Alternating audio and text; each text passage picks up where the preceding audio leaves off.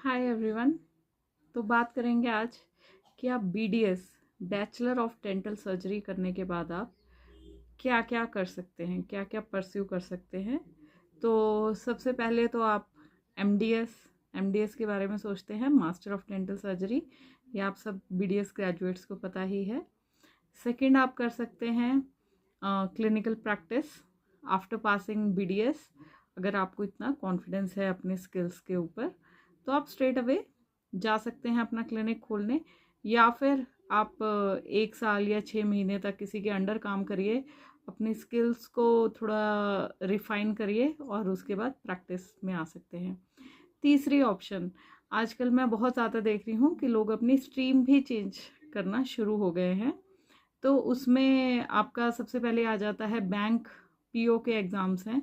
तो लोग bank PO के एग्ज़ाम्स दे रहे हैं और इससे प्रोबेशनरी ऑफिसर वो बैंक्स में लग रहे हैं।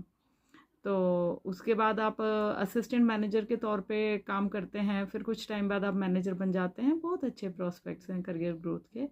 इसके बाद आपके कुछ आईटी सेक्टर्स हैं, वहाँ पे कुछ कंपनीज़ हैं, जैसे चंडीगढ़ में भी हैं कंपनीज़, तो वहाँ पे भी आप अप्लाई कर सकते हैं। बायोटेक्नोलॉजी कंपनीज एंड फार्मा की कुछ कंपनीज हैं, मेडिकल स्क्रिप्ट राइटिंग है, वहाँ पे आप अप्लाई कर सकते हैं। और बीडीएस के बाद कई लोग प्रेफर करते हैं कि वो अब्रॉड सेटल हो जाते हैं।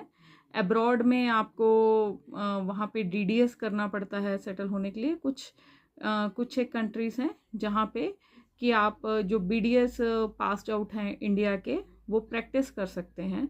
तो वो जो अभी अपडेटेड लिस्ट है वो आपको थोड़ी सी मेहनत करनी पड़ेगी उसके लिए। और इसके बाद एक ऑप्शन रहती है आपकी गवर्नमेंट सर्विस में आना।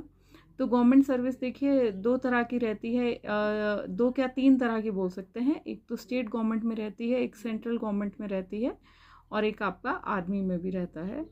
तो जो हम गवर्नमेंट सर्विस, स्टेट का अलग से नोटिफिकेशन आता है जब भी आपकी बीडीएस की पोस्ट निकलती हैं। मेडिकल ऑफिसर डेंटल कहा जाता है इनको। तो ये हर स्टेट्स में अलग अलग तरह से निकलता है। जैसे कि मैं हिमाचल प्रदेश में गवर्नमेंट ऑफिसर मेडिकल कार्यरत हूँ। तो हमने एक उस टाइम एग्ज़ाम दिया था, कमीशन के थ्रू एग्ज़ाम निकलता है आपका। तो आप वो कमीशन के थ्रू एग्ज़ाम क्लियर करते हैं, फिर आपका इंटरव्यू होता है, वो क्लियर करते हैं, तो फिर आपको पोस्टिंग मिलती है। तो दूसरा तरीका क्या होता है, बैच वाइज पोस्टिंग। तो हिमाचल प्रदेश में तो बैच वाइज पोस्टिंग्स भी निकलती हैं, बट ये कब निकलती हैं ये गवर्नमेंट पे डिपेंड करता है। कभी ये 2 साल में एक बार निकलती हैं, कभी 3 साल में एक बार निकलती हैं, कभी साल बाद भी निकल जाती हैं। तो इसी तरह बाकी स्टेट्स के भी अलग अलग एग्ज़ाम्स होते हैं। फिर आपका आ जाता है सेंट्रल गवर्नमेंट एग्ज़ाम। तो सेंट्रल गवर्नमेंट में आपकी रिक्रूटमेंट्स होती हैं जब भी आपके सेंट्रल गवर्नमेंट में पोस्ट निकलेंगी।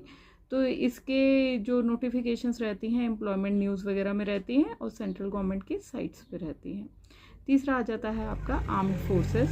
तो आर्म्ड फोर्सेस में आपका जैसे नेवी में या फिर एयरफोर्स में या फिर आर्मी में अलग अलग तरह के आपके मेडिकल ऑफिसर डेंटल की पोस्ट निकलती हैं। तो वहाँ पे जब आप रिक्रूटमेंट आप लोगों की होती है तो आपको कैप्टन की पोस्ट मिलती है आफ्टर क्लियरिंग देयर टेस्ट, और उसके बाद आपका मेडिकल होता है, फिर रिक्रूटमेंट होती है। अभी तो इसमें जो रिक्रूटमेंट होना शुरू हो गई है, नीट एमडीएस का जो स्कोर रहता है उसके अनुसार आपकी कट ऑफ के अकॉर्डिंग आपको अप्लाई करना होता है। तो उसकी समय समय पर नोटिफिकेशन एम्प्लॉयमेंट न्यूज़ में निकलती है, या फिर आपके किसी भी लोकल न्यूज़पेपर, या फिर लोकल तो नहीं सॉरी नेशनल न्यूज़पेपर में निकलती है। जैसे आपके ट्रिब्यून हो गया, इंडियन एक्सप्रेस हो गया, या इवन हिंदी के न्यूज़पेपर्स जो रहते हैं हमारे, अमर उजाला, या फिर जो बाकी न्यूज़पेपर्स हैं उन सब में भी आती है।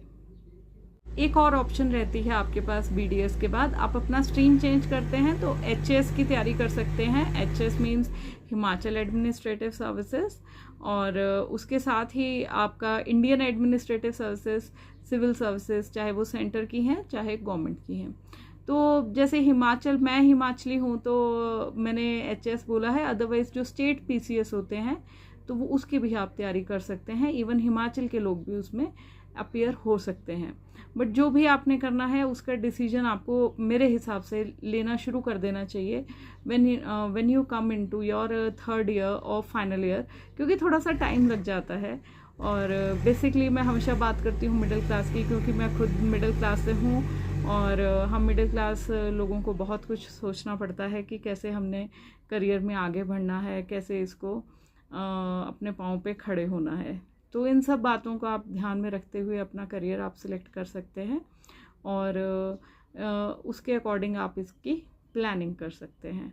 क्योंकि आप देखिए, जो इवन हमारे ये Indian administrative services, central services का एग्ज़ाम होता है, तो उसमें एक बहुत ही रेप्यूटेड डेंटल सर्जन है डॉक्टर तनु जैन, जो कि अब तो उन्होंने ज्वाइन करा हुआ था एडमिनिस्ट्रेटिव सर्विसेज। और इवन हमारे जो हिमाचल एडमिनिस्ट्रेटिव सर्विसेज हैं, इसमें भी कई लोग हमारे डेंटल सर्जन्स जो कि कार्यरत हैं और बहुत अच्छी सेवाएं दे रहे हैं अपनी। तो ये सब आपके इंटरेस्ट पे डिपेंड करता है, बट जितना जल्दी आप प्लान करेंगे उतना इजी रहेगा। बट यस, कोई भी किसी भी फील्ड में जाना है, हार्ड वर्क तो आपको करना पड़ेगा। And remember one thing, hard work never goes waste, it will always help you in some way or the other. Thank you.